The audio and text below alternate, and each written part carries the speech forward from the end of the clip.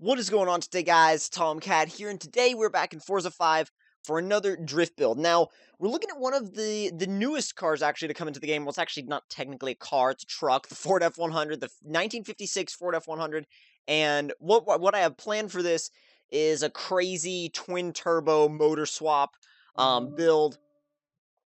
We're going to make this thing put down a ton of power, and obviously, since the rear end is so light, it's going to be crazy drifty, so see if we can find at least a decent design. If we can't, we'll just go with one of the stock paint jobs and see if we can figure out something later. But those are odd but interesting. Not really finding any good like designs. They just seem to be. Actually, you know what? That looks really cool. I like that a lot. I'm gonna go with that. And I feel like it's almost like a really innocent looking paint job, but it's going to have enormously fat tires, and it's going to be crazy powerful. It's going to shoot fire when I'm done with it, so yeah, I think the paint job fits. This is your 1956 Ford F100. I'm actually going to walk around it and look around it a little bit in Forza Vista, because I think it's like actually a really cool looking truck.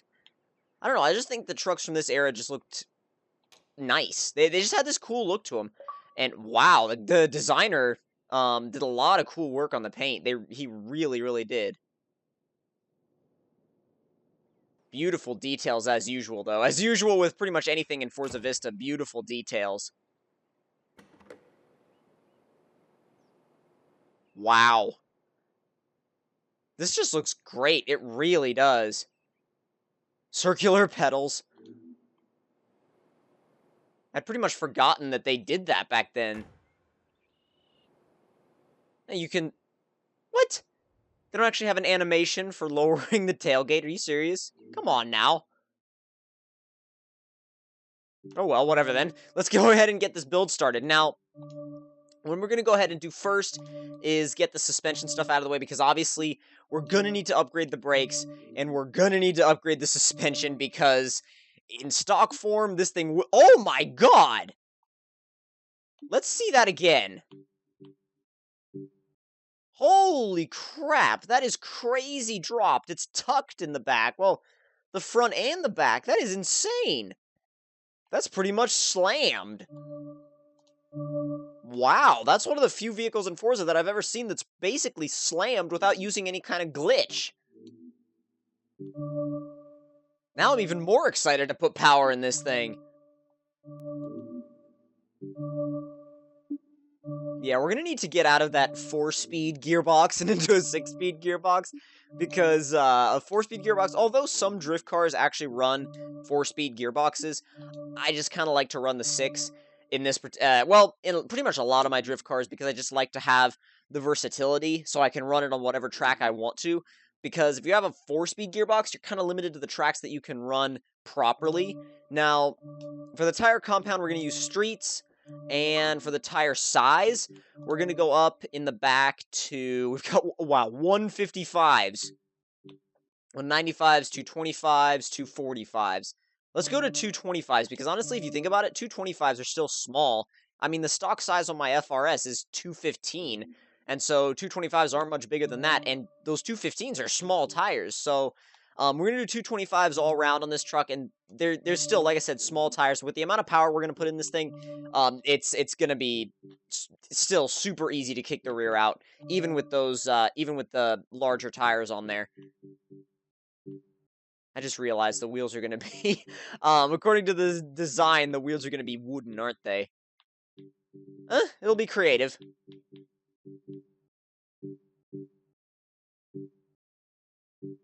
Those will look interesting.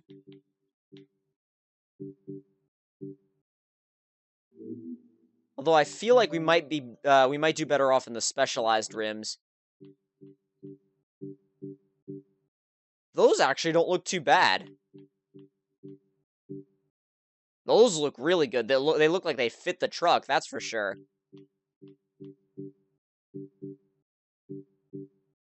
I like those a lot. However, I'm thinking that I'm thinking that I actually like these. I don't really like all the trim on the inside. I feel like it's kind of overdone, but if you upped the size a little bit, I feel like that actually look good because they have a lot of dish to them. So let's try upping the size a little bit. That's way too much. Yeah. Nah. Um, in 20s they look okay. They look okay. I mean, I'm sure some people are gonna say that's the absolute wrong way to build that truck. Why would you do it that way? But relax, because I feel like doing a drift build in Forza is all about doing it the way you would want to do it. And I think this looks kind of cool. I think it looks kind of interesting. And so that's why I'm doing it that way. I may change out the wheels later on in the future. It's not like these specific wheels are going to stay on the truck forever. So, yeah, it's just something I wanted to kind of experiment with. Now, as far as the engine swaps go, we're going to need to we could do a 5.9 liter racing engine, or we could do a 5.7, which is basically an LS. Now, the LS, I kind of want to do, but at the same time, I just want to do the racing engine. I might as well do the racing engine.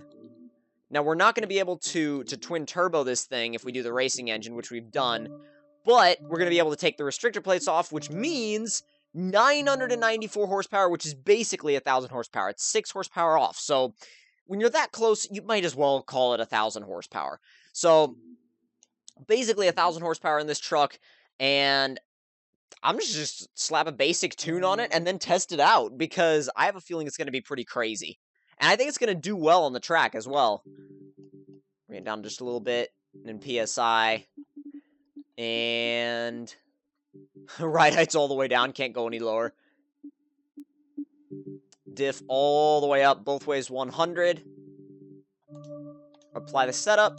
And let's go to the Bernese Alps, because this thing with its massive amount of horsepower and and I'm assuming, again, like I said, I'm only assuming, but I think I have a good idea that it's going to be really slidey. The long sweeping corners should work really well for this thing, and I'm excited about the interior view as well, because I think it will be really cool. Judging by what I remember from Horizon, except this looks way better than it did in Horizon.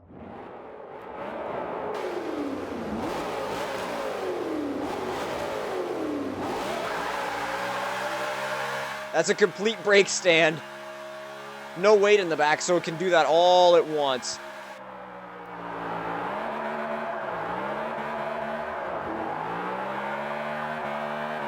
Oh my.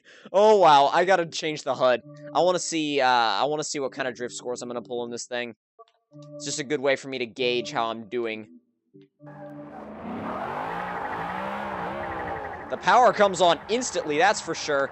Although this big steering wheel, this giant boat wheel in front of me is a little bit disorienting, to be honest. It keeps wanting to spin all the way around instead of staying controlled.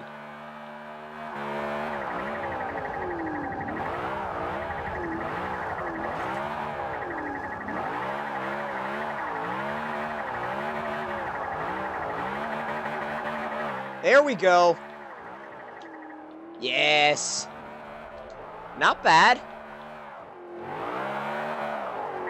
Starting to get at least a little bit of feel for it now.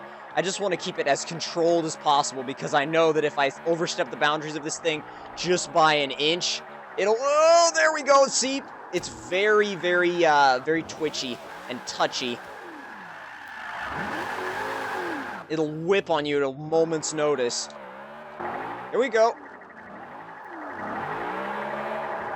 That giant steering wheel is still so disorienting. It's gonna sound crazy in the tunnel.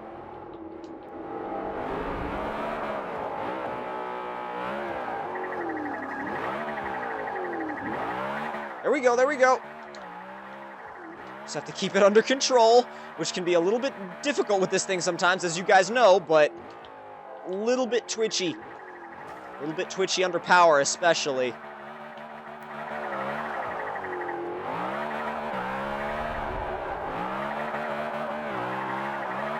This is one of those cars that, well, vehicles, that when you drift it, it just feels, It feels angry. It feels angry at you, specifically. I don't know why, but just some, like, certain cars feel that way.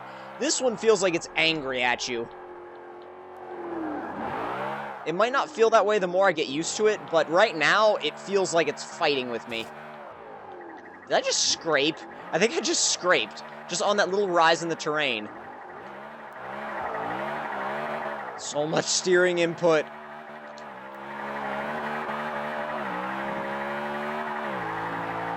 Not bad on the last corner, though. Alright, try and get a much cleaner lap this time.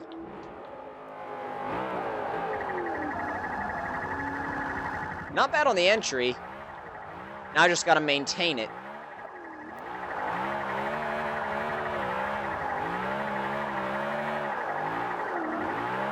There we go, not bad.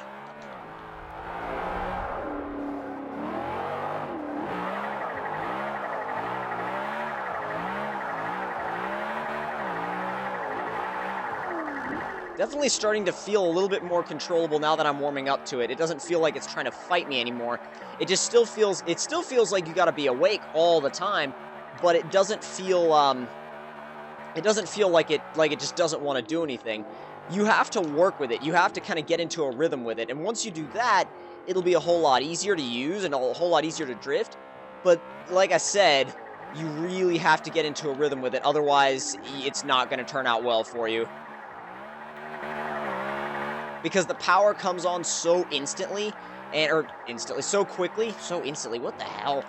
So quickly that, and there's so little weight in the rear that the rear tires will light up instantly, and you have to be careful, otherwise you will spin it around. Sounds mental in the tunnel, though. Absolutely mental in the tunnel. Oh yeah, power out. Much more confident with it now, too. It's actually, once you get confident with it, it's pretty controllable.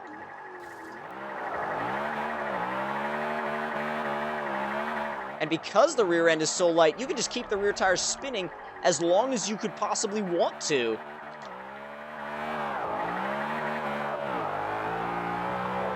They're still spinning up the hill in fourth. I don't think I have any other car that'll do that. I mean, I'll check, but I don't think any of my other cars do that.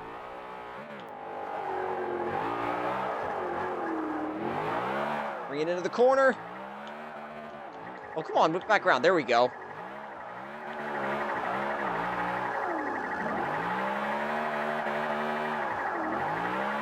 To the inside, power it out into fourth.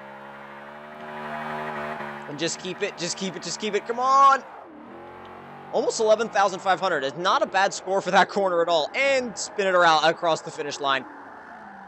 That was extremely close to the wall. Extremely close. But final impressions on this thing, it's crazy. It's a little bit mental, and you're gonna have to get used to it. But once you do get used to it, it is definitely a very, very rewarding, truck to drift. I really, really enjoyed it, and I definitely recommend building one. But if you guys enjoyed the video, don't forget to leave me a like. Tell me in the comment section down below what you guys thought of it. And if you're new to my channel, don't forget to subscribe for more, and I will see you guys in the next one. Talk to you guys later.